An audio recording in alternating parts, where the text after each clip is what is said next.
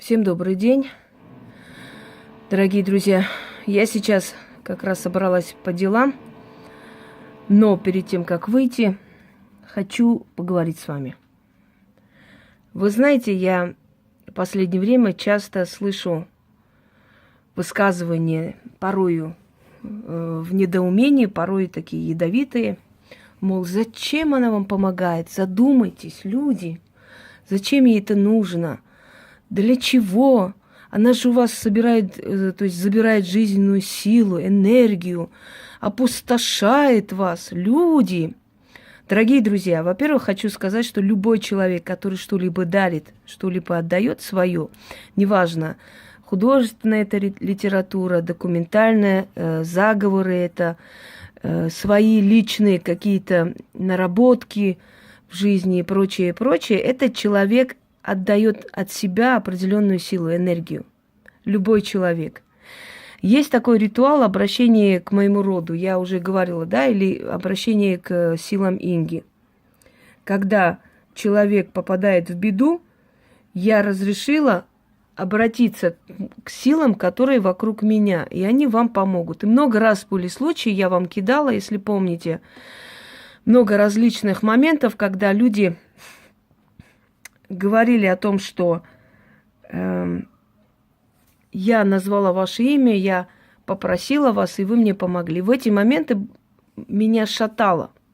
Вот я чувствовала, что у меня просто вот сила какая-то уходит. Мне становилось дурно. Это недолго, конечно, несколько минут, может, полчаса, потом восстанавливалась. Не каждая ведьма позволяет, разрешает забирать ее силу для того, чтобы решить свою проблему жизненную, поверьте мне. Основное количество ведьм экономят это и правильно делают на самом деле. Так что забирают мою силу те люди, у которых складывается жизнь, получается после моих работ, после тех ритуалов, которые я им дарю. Поэтому я отдаю свою силу, а не забираю. Это однозначно и всегда. Ни один нормальный человек не скажет, что если человек тебе что-то дарит, то забирает у тебя. Нет, не забирает, а тебе отдает. Второй момент. Я расплачиваюсь за это. У меня уходят силы, у меня уходят деньги. Иногда случаются какие-то непредвиденные обстоятельства и затраты, непредсказуемые. Но я к этому готова. У меня как забирают, так и отдают. Третий момент. Вы много знаете авторов, которые, прежде чем издать книгу, полностью дарят все заговоры. Я говорила, 70% содержания моих книг уже выложено на моих сайтах и на моих, в общем, ресурсах, каналах и прочее. Много знаете таких авторов? Я не знаю. Я знаю, что авторы выкладывают свои работы, то есть уже можно найти эти ритуалы, заговоры, да, других авторов, которые писали по черной магии книги и прочее на этих сайтах можно найти только через 12-13 лет после издания книги. Когда эта книга уже прям нормально продалась, все, она принесла прибыль, теперь уже можно и так. То есть есть у вас выбор. Либо в книжном варианте дома иметь, либо на сайтах взять и распечатать. И в любом случае, даже после того, что все там есть, люди заказывают книги этих авторов, потому что каждому человеку удобнее книгой пользоваться. Он считает книгу определенным каким-то символом, понимаете, этой силой. И вот эту книгу хранит дома. И пользуется или не пользуется, но знает, что есть книга, которую можно передать своим потомкам. Как-то эти листочки не передашь. Хотя можно и так, разницы особо никакой. В любом случае. Так вот, вы много знаете авторов, которые изначально дарят все, а потом издают и говорят: дорогие друзья, все, что есть в моих книгах, есть на моих сайтах, на моем канале. Теперь уже даже на других сайтах есть, правда, уже авторство начали обозначать, потому что я боролась за свои права и буду это делать. Если даже людям это не нравится, извините, вы ничего не создавали, поэтому вам нечего терять. И вам как-то и пофигу. Знаете, вот Инга такая-сякая агрессивная, на всех кидается, буду кидаться на любого человека, который затронет и мое имя, и мои работы присвоит себе. На любого. А как вы хотели? Вы создавали что-нибудь? Вы что-то создали, что-то написали, что-то отдали миру? У вас что-то присваивали? Нет, ну тогда закройте рот. Когда вы создадите, у вас заберут, вы спокойно сидите и смотрите на это как бараны. Я не собираюсь. Так вот, мои ритуалы, работы вы можете на других сайтах по магии встретить. Обозначают люди. Я им благодарна. Я уже сказала один раз, да, объявила, что, дорогие мои, можете брать. Я для этого и выставляю. Но как некоторые умные головы говорили, какая разница, Инге далось или мне, это общее. Нет, товарищи, это не общее. Это все равно, как мужик женится и скажет, ну какая разница, женщина так женщина, общая баба. Пользуйтесь все. Нет, товарищи, это мое личное. Если пользуешься, напиши внизу, чей это ритуал. Все, больше претензий. Ведь человек не говорит вам, не берите. Если бы я не хотела дарить, я бы не дарила. Если я подарила, значит, я отдала обществу. Но общество, будьте так любезны написать, это мое. Вы знаете песню «Барыня-сударыня»? Слышали, правда? А вы знаете, кто автор? Написано «Русская народная песня». Нет, товарищи, автор этой песни Николай II. Да, не знали? Вот он автор этой песни. И поскольку везде писали «русская народная», как бы пытаясь обойти стороной, да, роль царя, так и осталась «русская народная песня». Написал эту песню Николай II.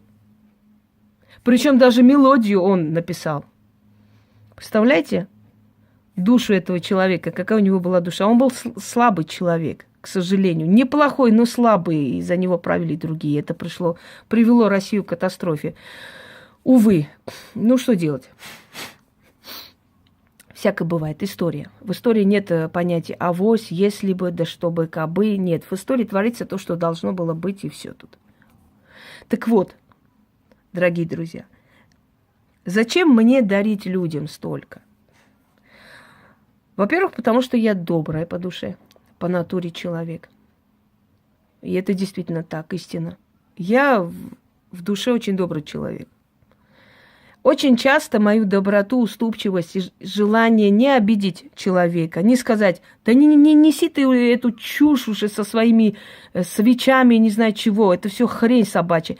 У меня не хватает резкости. Моя сестра, она более резкий человек. Она может так поставить на место, что сразу же отрежет. Я не могу. Вот не хватает мне этой жесткости внутренней. Иногда хватает более чем. Но иногда я просто не могу обидеть. Потом, знаете, такое выражение: не пойман, не вор. Не предал, не могу сказать, что ты предатель. Чувствую это, ощущаю, понимаю, что это рано или поздно будет. Но пока человек это не сделал, я не имею права как бы вот так вот обидеть человека, да? Вот когда сделает, тогда скажу, видите, он сделал, он пошел на это. А до этого как я могу сказать? Это будет несправедливо. Так вот, Мордюковой говорили, когда уже все актеры Советского Союза получили квартиру, у нее не было, она снимала в съемной квартире, и говорили, ну ёхарный трындец, ну ты же Мордюкова, в конце концов, ну иди там кулаком по столу постучи, скажи, ну вашу мать, и там, дайте мне квартиру, я уже в конце концов.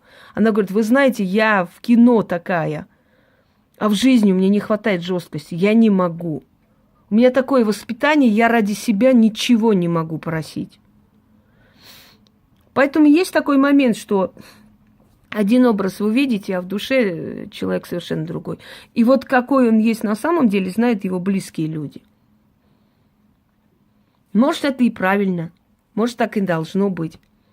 Не должны все подряд знать всю тебя, всю твою подноготную. Ведь уже не раз, и не два, и не три обожглись мы, правда ведь? Мы же знаем, что приблизить человека к себе, это означает потом просто новая порция грязи и дерьма.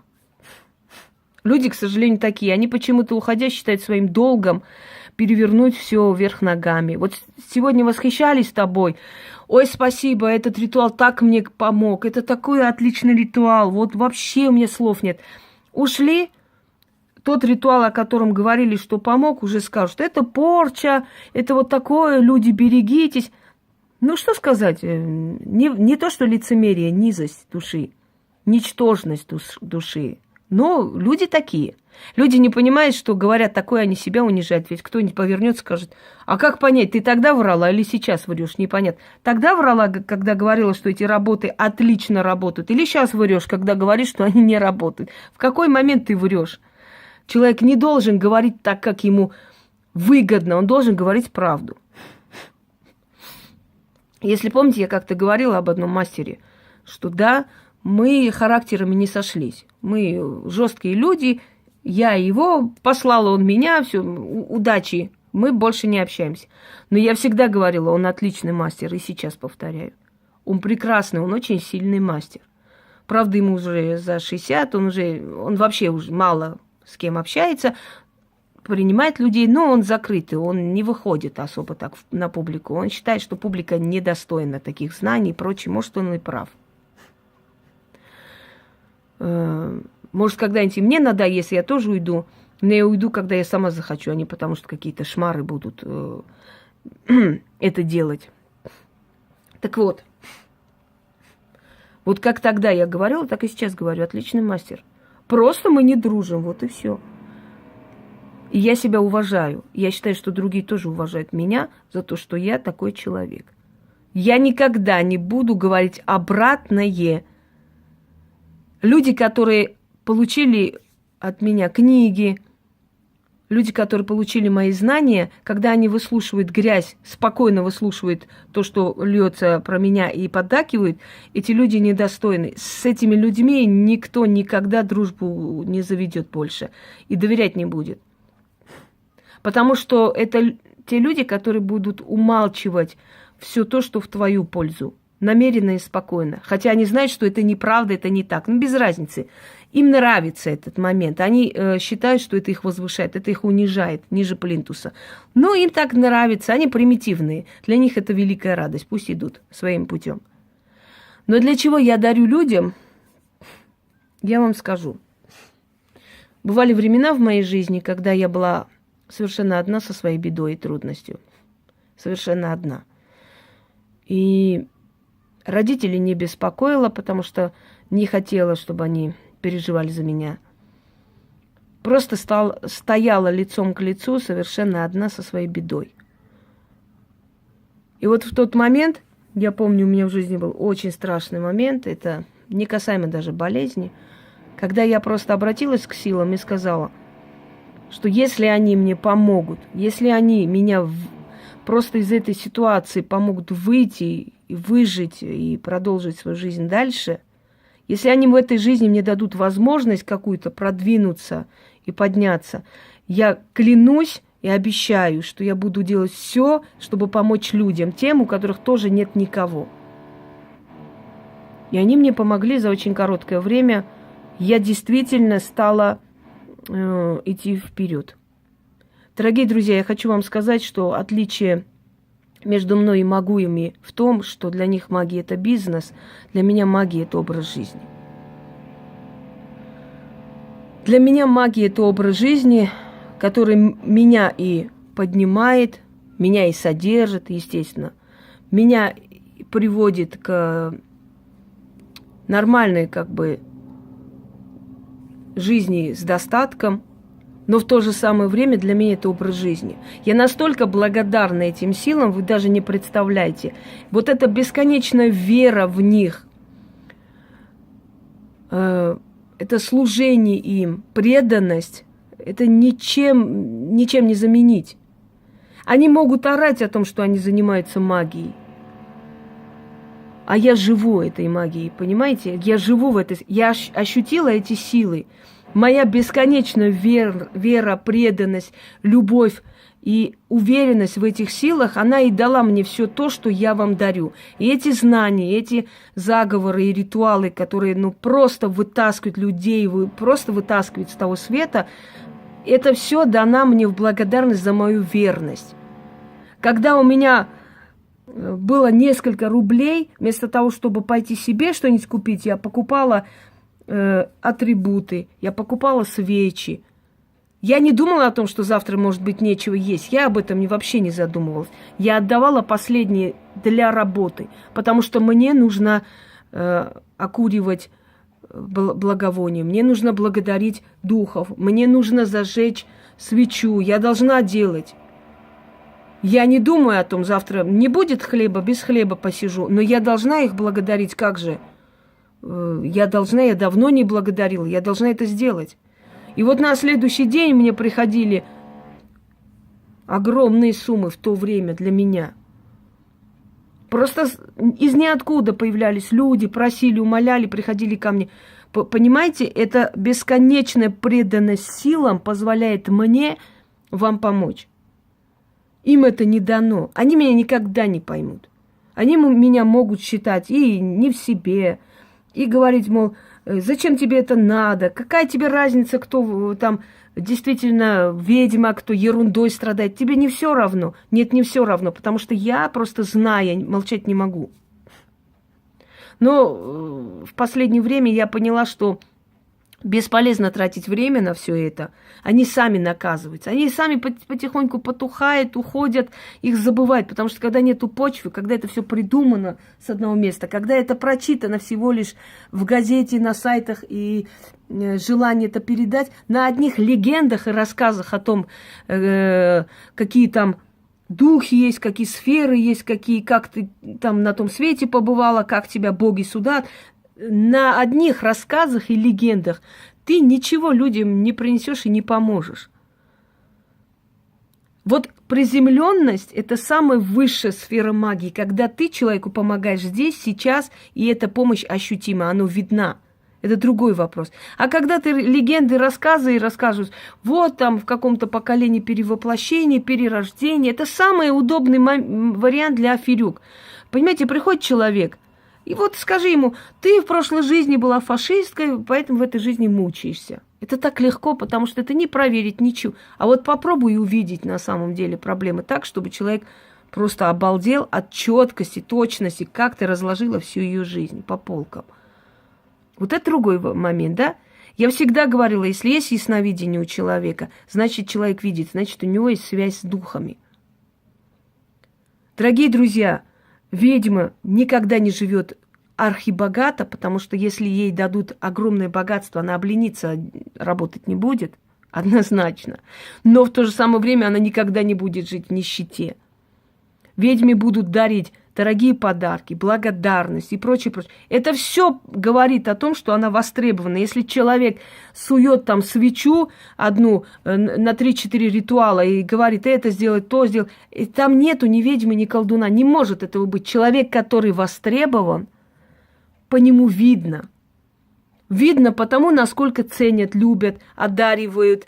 Да, это может звучит это как-то так однообразно, но это правда. Человек, который говорит, что магия может сделать то, может то, доказывает своей жизнью это, понимаете, своим образом жизни. Если я говорю, что есть ритуал, когда ты начитываешь, и тебе приходят подарки постоянно, и эти подарки приходят, и ты показываешь, что зритель 1000000% уверен, да, это срабатывает, на ней же сработало, значит, и на меня должен сработать. Понимаете, ты своим образом жизни, если ты в рваном халате, в грязных тапках сидишь и говоришь, что магия может поднять человека до небес, магия может делать человека богатый, успешный, но ты сама сидишь в этих тапках несчастных, да, и в грязном халате, то как ты можешь говорить о том, что магия что-то может сделать или на что-то способна? Ведь ты-то своим примером не показываешь, что это имеет место быть. Как тебе верить-то? На грязном полу, в каких-то пластмассовых склянках, бутылках ты говоришь о магии, о богатстве, о процветании. Смешно? Смешно. Так вот, почему мне дарят эти силы столько? Потому что я им предана. Потому что я действительно им верна. Я человек, у меня тоже своих минусов дофига. Очень много. Конечно, я их перечислять вам не буду и не собираюсь свои слабые точки вам открывать. Но они есть, как у любого человека. Но моя сильная сторона в том, что я живу так, как говорю. Понимаете? Я говорю и таким образом сама живу. Я своим примером это показываю. Второй момент в том, что я обещала этим силам. А если я знаю их, я верю им, я просто ощущала их в своей жизни много раз. Я не собираюсь рассказывать это, потому что простому человеку это непонятно. И нет смысла простому человеку рассказывать. Те, которые сидят, рассказывают о каких-то драконах, о каких-то путешествиях астральных и так далее, это фантазеры. На самом деле люди, которые сталкиваются с потусторонним миром и сущностями, стараются об этом особо не говорить. Они это знают, им достаточно. Они уже знают, что это имеет место быть. Они это видели, им не нужно никого убеждать в этом и говорить. Им хватает этого. Так вот, я это видела, знаю, поэтому и говорю, что есть потусторонний мир. И потусторонний мир делится со мной очень многим. Поэтому я могу объяснить вам любой аспект магии очень четко, ясно и логично. Не через леса и горы, вот это вот так, вот это вот. Нет, очень четко, логично я вам разъясняю на каждую тему в магии, в жизни, психологии, истории и так далее. У меня столько этих роликов. Любую открой, от и до, спокойно сиди, слушай, и ты все поймешь. Откуда что берется, почему так, а не по-другому. Откуда это идет? Я простой человек, у меня могут быть такие архизнания? Навряд ли. Они откуда-то даются. Но плюс еще твоя начитанность, образованность, это все дает такой результат, что ты умеешь это еще и правильно объяснять. Не просто знаешь, но и можешь объяснить это, да, объяснить, как это на самом деле происходит и что там есть. Почему я помогаю людям, зачем мне это надо? Потому что я дала слово этим силам. Они мне помогли, а я хочу помочь тем людям, у которых точно так же сложная минута в жизни, и рядом с ними никого нет, как не было рядом со мной. Но мне никто не помог. Мне никто не объяснил, никто не сказал. Я сама вылезла из этой ситуации с помощью тех сил, к которым я обращалась. Но раз уж мне помогли, я хочу отдать какую-то дань, какой-то долг. Потому что сколько я дарю, говорю о них, я прославляю их как силы в этом мире, понимаете? И вот я хочу создать вокруг себя такой круг счастливых людей. Чем больше будут счастливых людей, тем больше есть вероятность того, что и ты будешь счастлива, и тебе хорошо. Ведь это благословение людей, благодарность, их спасенная жизнь, их перемена внутри, в психике, в голове все происходит. Меняет человек свое сознание, свое мировоззрение, меняет свою жизнь. Это все, понимаете, это все настолько важно для меня, что я считаю нужным делиться этим и с другими людьми. Я обещала этим силам, и я это делаю. Еще потому, что я добрая натура. А кого любят духи, кому помогают, кому благоволят, я думаю, что объяснять не нужно. Когда человека никак не могут свалить, когда против него не могут найти ни одного факта за целый год, когда никак не могут помешать ему идти вперед, подняться, еще больше обрести известность, это говорит о том, что этот человек любим духами. Тут без слов понятно и видно. Знаете, как говорил апостол Павел, по плодам их и узнаете их. Посмотрите на плоды людей, и вы поймете, на что кто гораст, кто на что способен. Кто-то способен только оболгать, а кто-то способен подниматься и идти вперед. Я помогаю людям, потому что я дала слово в самую тяжелую минуту своей жизни, что если мне силы помогут, то я даю слово, что я тоже буду помогать несчастным и одиноким людям, которым некому помочь. В самый тяжелый момент их жизни. И я это делаю. Нравится кому-то это, не нравится, мне все равно. Я знаю, что я очень многим могу, им перекрыла кислород. И поэтому они начали обливать меня чем угодно. А мне совершенно наплевать на них. Они временные явления, приходят и уходят.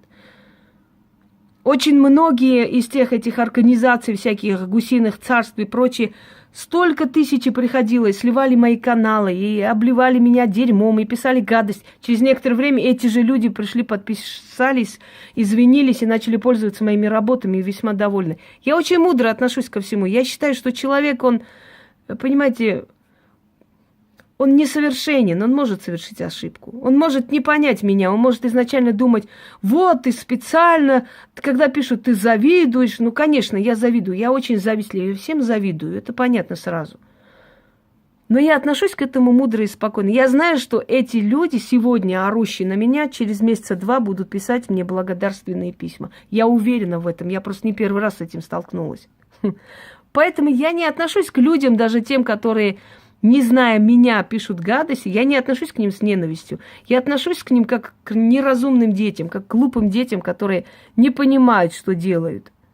Не знают, что это все сказано в угоду их самих, чтобы их самих дураков не обманули, не обвели вокруг пальца. Я не увидела ни одного магуя, который все-таки открыл ясновидение в прямом эфире. Ни одного. Я их сотни открыла. Я ни одного не увидела. Я услышала только лай собачий. Это все, потому что они не уверены в себе, что там открывать-то. Им легче говорить всякую гадость. То я взламываю профили людей, то я читаю переписку. Но это смешно. Кто в своей переписке пишет все со своего детства и до юности. Для того, чтобы взломать профиль людей, я не знаю даже, что надо вообще для этого. Сколько лет вообще надо работать. Я скрин-то научилась делать вот на днях. И то сделала случайно, нажала на 2 кнопки, смотрю, сфоткала. Ничего себе. Скрин. И на втором телефоне не смогла, на первом только. Нашли взломщика и хакера. Идиотизм, конечно. Помогаю, потому что считаю нужным помогать. Потому что эта благодарность, она как стена защитная для меня. Потому что благодарность людей, потому что их внутреннее вот это благословение, она как защитная стена для меня и для моего рода. Прежде чем про меня тявкать, попробуйте сами стать на мой уровень. Без ложной скромности вам говорю. Попробуйте сами все это пройти, остаться человеком.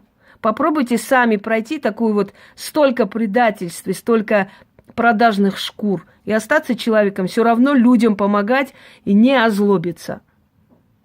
Потом скажете, потом будете уже про меня что-то там говорить. Вы сами пока представьте из себя что-либо в этом мире, понимаете? Очень легко тявкать на людей и обесценивать их заслуги, когда ты сам ноль.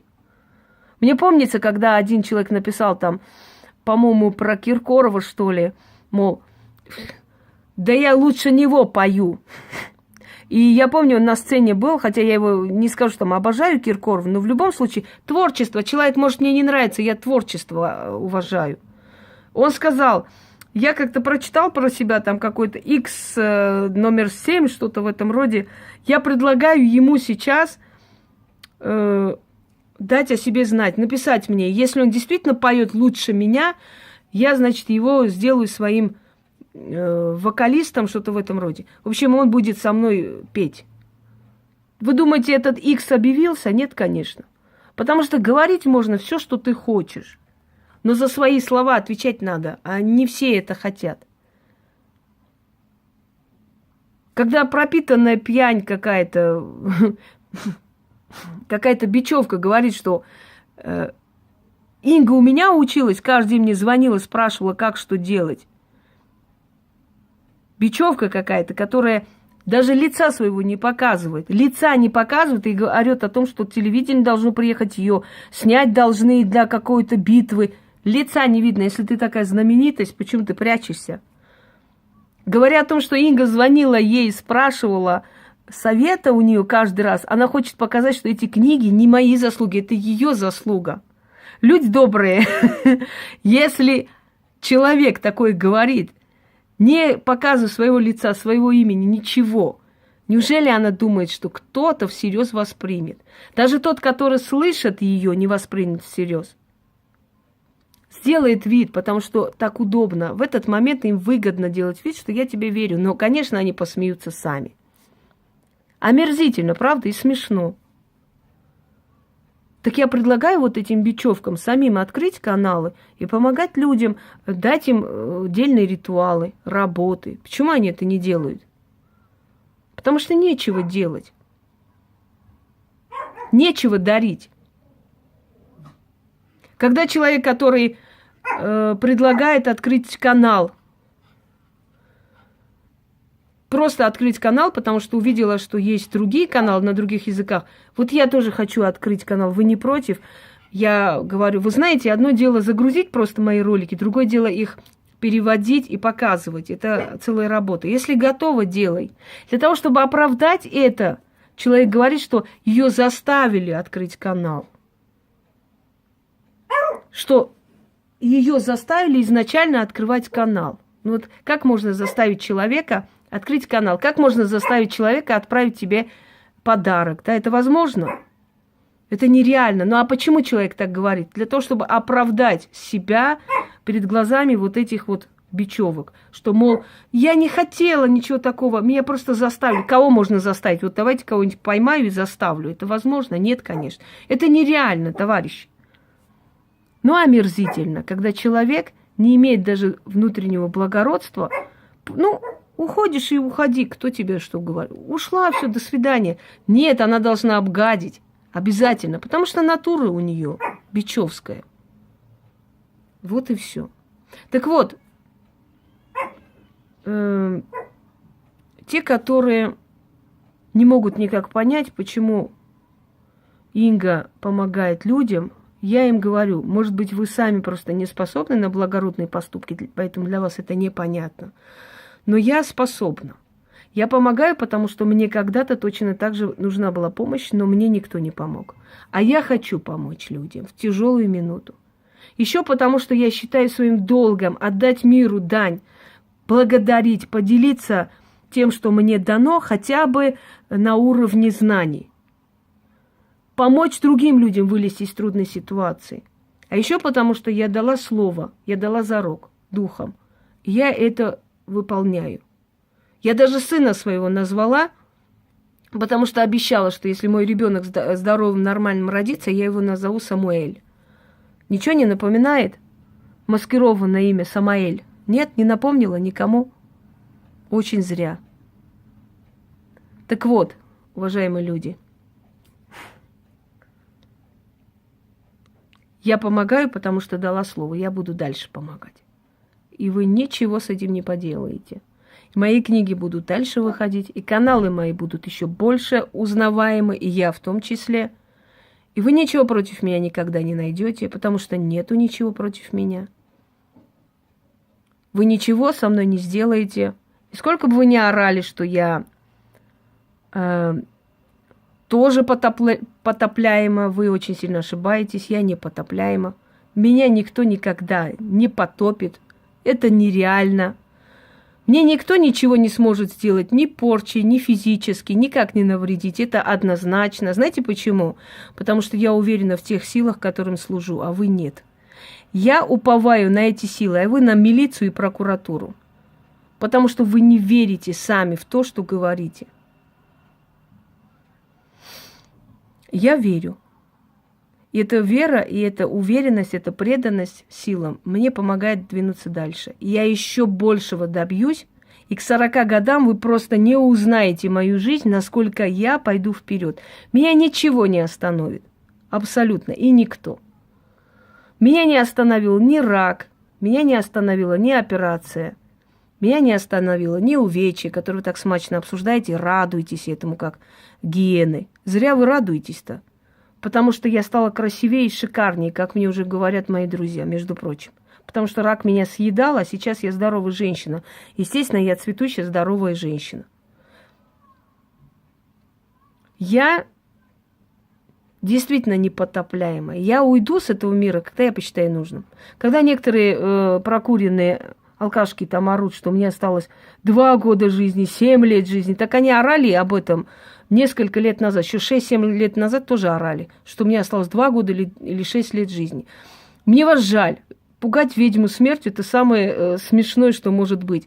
Для нас смерть – это покой от этого бренного мира. И мы уходим тогда, когда готовы. Нам это приходит, осознание. Вы знаете, что госпожа Ленорман знала, что зайдут к ней грабители. Она дверь оставила открытой, отпустила прислугу, чтобы та не пострадала, и положила рядом подушку, которой ее задушили. Ничего у нее не взяли совершенно, ее убили и вышли. Значит, она звала эту смерть, она знала. Она уже готова была уйти. Так мы, когда готовы, тогда уходим. Не потому, что вы там тявкаете, что мы скоро умрем. Вы считаете, что для ведьмы смерть – это страшная вещь, если я с этой смертью сталкиваюсь каждый день. Я вижу потусторонний мир. Я сама сколько раз, я в 3 года перенесла лейкемию. В 13 лет чуть не умерла, в 23 года чуть не умерла при родах. В 33 мне сделали очень опасную операцию, я могла не проснуться. Вы меня пугаете смертью? Не смешно?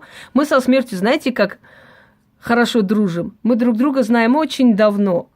Если бы меня хотели забрать, давно бы забрали. Не вашими молитвами, а потому что мое время бы пришло. Мне вас жаль, вы смешны. Вы обычные люди, но вы самая, скажем так, грязная сторона человеческой натуры. Вы мне смешны, потому что вы пугаете меня смертью. Вы считаете, что я должна бояться того, что вы боитесь, чего вы боитесь. То есть каждый человек подсознательно делает то, что считает, что будет, ну, раз мне больно, значит, это действительно больно. И ей тоже скажу, пусть ей будет больно. Я вам советую уже смириться с этим. И просто смириться и поднять белый флаг. Потому что белый флаг у вас уже в намерениях есть. Вы мне ничего никогда не сделаете. Я вам не просто говорю, потому что я себя расхваливаю. Нет, я просто вам говорю факт. Вот как есть. Вы мне никогда ничего не сделаете. Будут приходить и уходить предатели в моей жизни. Я останусь. Я скала, понимаете? Ветер будет дуть с разных сторон, но скалу никто не снесет. Это нереально. Уважаемые в кавычках. А вам, дорогие друзья, хочу вам сказать, что я как вам помогала, так и буду помогать. Я очень сильный человек, и вам повезло со мной, потому что я тот человек, которого невозможно не сломать, не разочаровать, не отвести от людей, не мешать работать абсолютно. 100 раз сольют мой канал, 100 раз воссоздам. Вы не представляете, как в Одноклассниках сливали. В день по 3-4 раза я воссоздавала. Из-за принципа. Поняли, что они ничего не могут, все, отстали. Вот сейчас точно так же. Ничего никто не сможет. Могут визжать и с Одессы завизжат, и отсюда, и оттуда.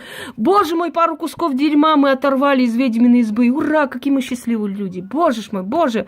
Мы счастье просто вот неописуемое, свинячья радость. Радуйтесь чему? Чему вы радуетесь? Вы низких существ забрали себе, которые завтра точно так же будут о вас сплетничать. Чего вы радуетесь-то? Что вы дешевок забрали? Господи, как я счастлива за вас. Так вот, уважаемые, помогаю не потому, чтобы забрать с людей силу, а потому, что отдаю свою силу. Помогаю, чтобы они были защищены, чтобы, в отличие от меня, в трудную минуту у них были мои заговоры, которые им помогут. А через эти заговоры силы. Силы судьбы. А силы судьбы руководят всем и вся. Сильнее их еще не было. А вам в утешение скажу, что я поднималась, поднимаюсь и буду подниматься. Не родился еще тот человек, который пойдет против меня и меня победит. Нету такого человека. Меня и заказывали, меня и пытались убить, физически устранить. Ее нету сейчас. Размазала по асфальту ее. Авария. Извиняйте. Угу. Я даже не помню, на какой могиле это сделала. Верите? Не помню, выступление пошла и сделала. В обиду. Потому что столько сделала для человека, она берет и угрожает моему ребенку. Приеду в Москву и увидишь. Я сказала, не доедешь. Не доехала. Ярославское шоссе. Раскатала просто в асфальт. Думаете, жаль ее? Ни секунды. Нельзя жалеть предателей, нельзя. Они этого недостойны. Человек, который тебя предал после всего, он жалости недостоин. Говорила всегда, не трогайте меня, ушли, до свидания. Не тявкайте, не сочиняйте задницы, не порочьте мое имя, не пытайтесь мне гадости делать, не надо. Плохо вам придется, товарищи. И самое худшее для вас это будет постоянно видеть, что меня ничем не взять. Это нереально. Это невозможно. Просто. Вот если вы будете также преданы этим силам, вы поймете, о чем я говорю. А пока для вас это недосягаемая истина. Вы даже не понимаете, о чем я говорю, и понять не сможете. Потому что, еще раз говорю, потому что у вас нет той преданности, любви к этим силам. Поэтому для вас это непонятно. И напоследок хочу вам кое-что включить. Таких СМС и голосовых очень много приходит. Но я вот вчера буквально получила, я хочу вам включить. Послушайте, это интересно. То, что вам сейчас дам прослушать, это из Украины. Я сказала, что нужно делать, чтобы, ну, собственно, после моей работы, чтобы это усилить, и как бы, чтобы итог был хороший. Человек болела. Ужасно болела, и врачи не давали вообще никаких шансов. Сейчас они эту болезнь даже не видят. Исчезла, испарилась. Слушайте сами. Инга, здравствуйте. Ритуал, который вы нам дали с курицей, я сделала. Вы знаете, только сделав этот ритуал, я поняла, насколько много это забирает энергии. Вчера ее возили в больницу. Вот я вам не писала, просто ждали уже результатов. Вы знаете, у родственников просто шок. Диагноз не подтвердился. Передали все огромнейшее вам спасибо. Все приостановилось. То есть, знаете, совсем другое состояние. И главное, что диагноз. Теперь врачи не знают, какой диагноз, и назначают заново новое обследование. Единственное, что вот она все равно не очень кружится голова и боится встать. Хотели попросить, может, можно что-то вот посоветуйте именно от страха, потому что когда у нее были эти состояния, она встала и упала, ударилась головой об пол. И вот это на почве этого сильный страх. Так что еще раз нижайший вам поклон, снимаем перед вами шляпу, вам и богам, которые помогали, огромнейшее спасибо. То есть вообще результат просто налицо. Человека явно видно, все приостановлено. Ну а теперь, конечно, вот то, что там скажет медицина, как вы говорили, магия магии, а за медицину не забывать. Поэтому огромнейшее вам спасибо. И если можно, может, вы просто посоветуете еще кое-что сделать. Но ритуал с курицей, это просто было офигеть. Я благодарю вас. Большое вам спасибо. Страх, когда еще только начала она болеть, начала падать. И поэтому у нее этот страх есть. После даже болезни, после того, как болезнь ушла, человек неуверенно боится. Вдруг опять что-нибудь. Это внутренне остается, подсознательно, это стирается. Это я убрала уже. Знаете, о чем я хочу сказать? Ритуал с курицей. Я видела, как жрецы это делают, жрецы вуду. Но мне никто не дал ни заговор, ничего. Это однозначно, это невозможно. И я сама подумала, как же это сделать. Мне это пришло во сне. Я встала, по памяти восстановила, написала, работает так, что просто лечит самые страшные болезни. У людей просто исчезает болезнь.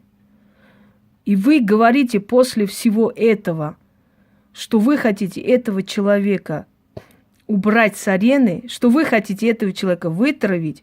Вы слишком маленькие людишки, чтобы такого человека, как я, убрать. Знаете почему? Потому что только избранным людям духи дают и дарят такие сильные ритуалы. Просто так что-нибудь сочинить не поможет, не сработает. Если они дают, то они дают такое, что срабатывает, убирает смертельные болезни. И вы после всего этого своими прокуренными голосами говорите о том, что я скоро умру, что я скоро сбегу, что я скоро не знаю, что со мной будет. Вы бедные, вы мои несчастные. Я вам еще раз говорю, запаситесь волосердином и не тратьте свое время зря, потому что никто ни до этого, ни сейчас, ни после мне ничего сделать не сможет. Меня накажут только эти силы, когда я перестану им служить. А я им не перестану служить даже после смерти. Однозначно, поверьте мне, я не просто так на этот свет родилась.